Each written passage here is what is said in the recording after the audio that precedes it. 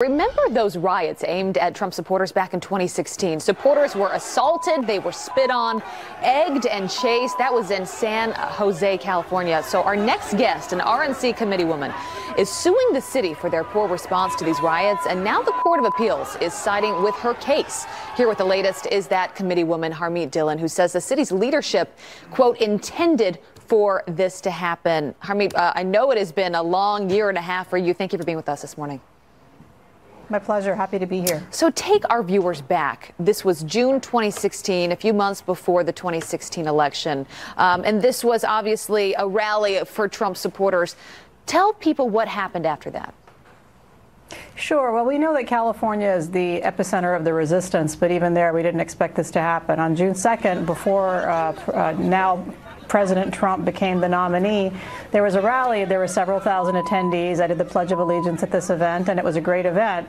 As we were leaving, however, is when it became ugly. The police directed all of the people leaving the event into an ongoing riot that was occurring with, violent protesters armed with sticks and, other implements. And several of my clients were hit with bag of rocks, sucker punched, chased, had their clothes torn off, spit on, had eggs thrown at them. And the clients in this case, who are class representatives, range from their young teens up to ladies in their 70s. It was quite an outrageous scene there that day.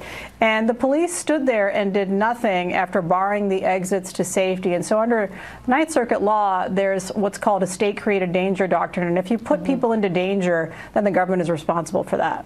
So you're saying that the police didn't step in. You say this goes all the way to the top, that this was a leadership problem. What do you mean by that, that the city intended for this to happen? Well, the mayor of San Jose, Sam Liccardo, tweeted that Trump was responsible for this violence, which is outrageous. And kind of the city officials made clear that this wasn't really a welcome event there. And the fact that you had 250 armed police forcing people into the most dangerous way to get out of the event and then standing there and watching, that is what the Ninth Circuit agreed with me, that if the facts as alleged are true, and frankly there are thousands of news reports out there you can see on YouTube that show it is true, that is unconstitutional. It is a violation of due process to do that to American citizens. And so we hope to get recompense not just for the 20 named plaintiffs, but also for a whole class of people who were there that day. So, Harmeet, this is a statement coming from the San Jose city attorney. They say that we think in the end the officers didn't do anything wrong and they did everything they could to try to protect public safety. The police officers were really caught between a rock and a hard place. So that is what they are saying on the other side of this. Where does this go? It sounds like this could end up even at the Supreme Court at the end of this. Yes, well, right now, first of all, I completely disagree with that. Anybody who watches the video, and there's lots of video, will see that the police did absolutely nothing other than put citizens into harm's way. They would not let us go on a safe route.